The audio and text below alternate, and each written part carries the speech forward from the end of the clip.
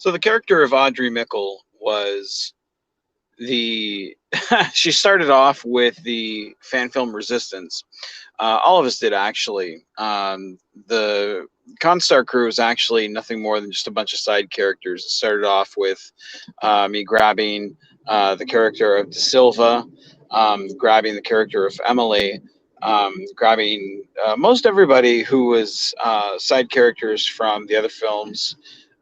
We had shot the fan film Menard. We had shot the fan film First Duty. We had shot the fan film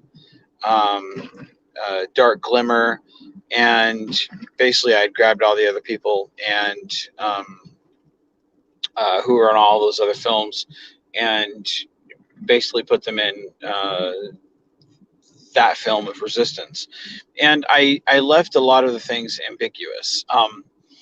Like I didn't answer if this was that Menard, or some people had the question of was this Menard's grandkid, or you know um, I left a lot of things up to the big question mark, because I this was just my uh, kind of guilty pleasure. This was meant to be just a one shot.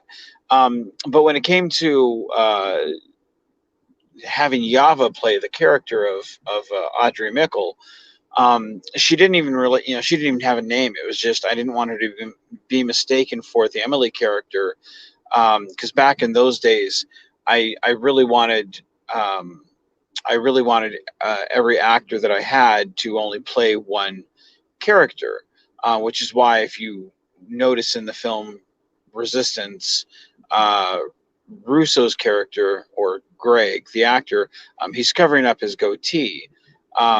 You don't see him, and he has a kind of that weird accent thing going on. So, to kind of just hide the fact that it's the same actor. If I had done it now, I wouldn't have cared. Um, I probably still would have had the wig on Yava, just because it distinguishes her from the Emily character. But with Greg, I wouldn't have cared about the goatee so much. But back then, my philosophy was a bit different. But with the Yava character, we threw a wig on her, because Brittany, which is one of my actors, she had wigs. So we were like, well, yeah, let's go ahead and make her stand out just a little bit different. So that's how the uh, character started off, which was just, let's go stick her over near the science station. Let's put a blonde wig on her, and that's it. She didn't even have any lines. So when I went back to go film the episode "Stand with Me," I wanted I needed the crew of the Constar, because it had been, yeah, a lot of people were asking for more Constar stuff. They really wanted me to return to that, and I really I was somewhat resistant to it, because I hadn't given it much thought. But a lot of people were wanting more Constar stuff, and being someone that wanted to please the people who were kind of they were making donations for uniforms and whatnot. I was like, well, why not? This is why we do those things, and wanting to please the fans of my films. It's like, well, why not? This is why we do these things. So I went back to the studio and um, you know uh, talk to whoever would be available for these films. Yava being one of those people. We saw what what wig was available, to see if she'd be even interested in doing that, and of course she was. So we got the uniform, we got the wig, and then started talking about, okay, what's your character's name? Um, I named her after my wife, because my wife's maiden name is Mickle. Um, and then her aunt's name, my wife's aunt's name, is Audrey. So that's where the character's name Audrey Mickle came from. You never actually hear her first name Audrey until several films later. but the last name Mickle was always there. Uh, so she got she had several films, Stand With Me being the most prominent, and then she returned in quite a few, as very minor parts, but always kind of in the background. Usually, you would hear her as a voiceover, or on the comm box, um, but always kind of just there in the background somewhat. When we returned back to the studio, I had told her, I said, I really want you to be the new captain of the Constar. Um, we shot two films that final time that we went back to the studio, um, and one of them was for Break Free, which was kind of the origin story of the Constar, 1036, and then we shot the 11th Hour, which was kind of the climax of the entire series, which was the battle to retake DS9, which that film took place on the refitted Constar, which is 1036A. And I told her, I said, in one of the films you'll be playing, a Lieutenant Mickle, and in the other one I want you to play Captain Mickle, which is of course after Menard is dead. I hope I'm not spoiling it for you at that point. Hey, what's up, Korath? How are we doing? No, Korath, I work overnight, so I don't really get sleep. Saturdays, I sometimes get sleep because Mona has off. Um, she doesn't go to school, so I sleep somewhat on Saturdays. If I don't work, which I do work today, so it's not, this is a 6 day work week, 13-hour days. Uh, so it's not a 5 day work week. It's a 6 day work week. So it's uh,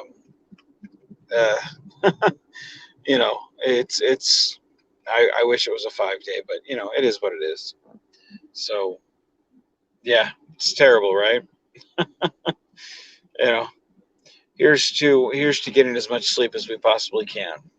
So, but back to Mickle. Um, I had talked to her and told her that, um, about a year or so earlier, I had kind of mentioned, that I had wanted her to be the captain, and she was kind of taken aback by this. Um, and I told her that there was only really two people that I trusted for that to kind of take over the ship. Now, of course, these are all just made up parts, and I mean nobody's really the captain, but the symbology of what you do when you put as much heart and soul into these parts. There is a passing of the torch, um, in these things. So for me to pass my ship off to somebody, somebody that I have enough faith into to carry, that to fill that center seat. I knew she'd be able to do that, and she did. She did wonderfully well. Um, I wanted the series to feel very full, and I didn't want it to be something that, everybody stayed in the same place for 10 years. I wanted it to be where when you followed the Mickle character, you saw her sitting at the science station. If you paid attention, you saw that she was, in break free. Menard looks at her and he's like, "Report, Lieutenant." And then if you paid attention to her during, some of her communications throughout the series, she's a lieutenant commander. Um, and then, in the one, in the 11th hour, she finally makes it to the rank of captain. She's taking over. There's a passing of that torch moment. There's, she's moving up in her career. Um, in some of the films, we flesh out that character somewhat, if not personally, but through the rank. Um, and hopefully at some point we get to flesh out the character a bit more. Um, my There's a lot of my wife put into the character through at least the career point. My wife is very career driven, or at least she was when we first started dating, and I wanted that aspect to be very very pronounced in this character. She's very career minded, but she has a big heart, and I think Yava, she not intentionally put that into the character, but if you ever met Yava, you know that that's the type of person that she is. Like, she has a super huge heart, and she's such a dear. And I really wanted that um, to be. I really wanted that to be put in the captain. And again, I don't think it was intentionally put that way. We never discussed that, but she has that command presence about her with uh, with that heart, where she has that just right amount of command presence to her, and that's the character that I wanted to take over. It's something that I feel that Menard could never be, um, and I feel like the crew. If this was a real crew, I feel like it would be exactly what the crew needed. Um, Something that as a storyteller, it's something that's very satisfying. And as someone that someone that watches his series, um, it's is especially in that battle to retake DS9. Um, I love it. I love seeing her win and them succeed. And then with Greg Mitchell's film that has Yava there as the full fledged captain of the Constar, where she's talking to him as fellow captains.